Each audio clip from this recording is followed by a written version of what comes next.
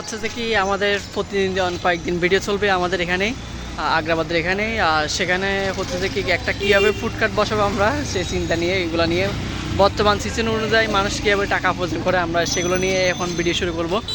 তো পাশেই থাকুন, দেখতে থাকুন, বাকি বিস্তারিত দেখবেন বাকি কীভাবে মানুষ টাকা উপার্জন করে। এখান থেকে শুরু করা যাক। এখান থেকে শুরু হচ্ছে যে এখানে আগ্রাবাদ ফুডকার্টে যেখানে যে এরিয়াতে আছে সবাই যেমনি পারে এমনিই বসে, কিন্তু এখানে সত্য আছে যে এখানে প্রত্যেকটা এরিয়া ভিত্তিকে একজন করে চা দেওয়া থাকে। তো প্রত্যেকের যে একজন ইয়া থাকে সেটা হচ্ছে যে কি নেতা আর কি, এক একটা লাইনের নেতা হচ্ছে একজন। এখানে কোনো ধরনের নির্দিষ্ট পুরোটা এরিয়া মিলে একজন নেতা থাকবে, ওরকম কোনো আহামরি কোনো কিছুই নেই। এখানে যাই দেখতেছেন সবাই এক পাশ করে একটা সেন্টারে বসে দিচ্ছে ফুডকার্ট। ওই ফুডকার্ট থেকে শুরু যেরকম দেখতেছেন দেখে এগুলা। আবার এখানে আগ্রাবাদের মধ্যে দেখবেন যে অনেক ইয়াং টাইম করা সব কিছুই থাকে, কিন্তু আসলে দেখে আহামরি হবে যে তারা অনেক বড় বড় একটা পদে, উচ্চতর পদে একটা আহামরি কিছু, কিন্তু আসলে তেমন কিছুই না। এগুলো হচ্ছে যে কি অনেক সিকিউরিটি গার্ড, কোম্পানি রুলস, তারা ওইখানে। এখানে দেখবেন যে কি আবার অনেকে আছে যে কি বিভিন্ন কোম্পানি মিটিং হয়, সেলস অফিসার করে দেন, তাদেরকে আবার করে আসা লাগে। তা আমরা এই করা মানুষ দেখলেই খাবার যায় বড় বড় কিছু আহামরি কিছু আমার তেমন কিছুই না। এখানে যে দোকানগুলো দেখতেছেন, এখানে হচ্ছে যে কি দোকানগুলো তারা দিতেছে যে কি মূলত পুরো একটা দোকান বসাতে, একটা ফুডকার্ট বসাতে মিনিমাম আপনাকে সাদা দেওয়া লাগবে 1,00,000 টাকা। আপনি হাতে পায়ে ধরে তাদেরকে 80,000 টাকা অ্যাডজাস্ট করতে পারবেন, কিন্তু ওখানে হিউজ পরিমাণ সেলও আছে, সব কিছুই আছে। তো আপনারা দেখতে থাকুন বাকি সব। এখানে আবার দেখতেছেন একটা ফটোকপির মেশিন।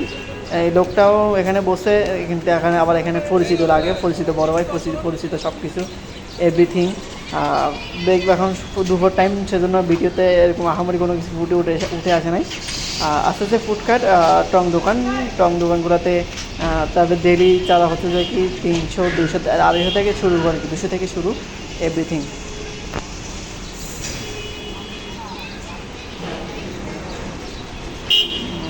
আপনি বর্তমান যদি সিচুয়েশন যদি কোনো কিছু করতে চান, তাহলে আপনাকে ওই পরিমাণ সাদা ট্যাক্স সব কিছু মেনে করতে হবে, কোনো কিছু সম্ভব। তারপরেও আবার ফুটপাতে কিছু বড় ভাই আছে, তারা এসে চাঁদা দাবি করে, এটা দিতে হবে, ওটা দিতে হবে। তারা খেয়ে দেয়, নাস্তা পানি খেয়ে চলে যায়, কোনো কিছু বলার থাকে না, করার থাকে না। টাকা কথা বললে বাঁদর। আবার এখানে ফুটপাত দেখতেই পাচ্ছেন এভরিথিং সব। আবার এখানে বেশি অ্যাভেলেবেল হচ্ছে যে কি আপনার কাপড় দোয়ান, এক কাপড় তার মিশিয়ে গাড়িটা ছোটো, কিন্তু সে এমনভাবে প্রতিষ্ঠান নিচ্ছে মনে হচ্ছে যে কি অনেক বিশাল বড়।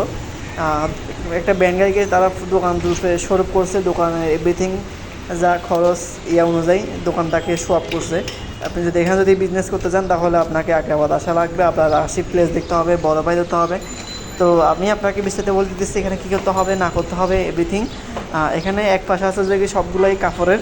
এখানে একটা টি শার্ট সেল করা হয় 400 টাকা, কারণ বিআইপি এলাকা। আর টি শার্টগুলো মোটামুটি ভালোই, এখানে খারাপ কোনো কিছুই নেই।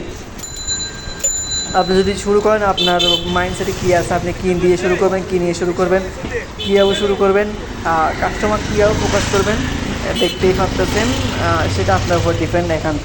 কিন্তু এখানে আপনাকে যদি একটা ব্যান গাড়িতে বসাতে চান, তাহলে আপনাকে মিনিমাম 1,00,000 টাকা চাঁদা দিতে হবে। আপনাকে ফার্স্ট টাইম যাই বলছিলাম, তার প্রতিদিন আপনাকে আবার নতুন কোনো কিছু দেওয়া লাগবে, না হলে আপনার কে ওই এলাকার নেতা হয়ে থাকতে হবে, আর না হয় ফাতি নেতার ডাইন হাত বাম হাত হিসেবে যা ভালো হয় আর কি এটাই।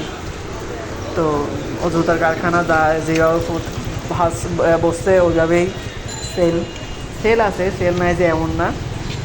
দেখতে থাকুন বাকি সব।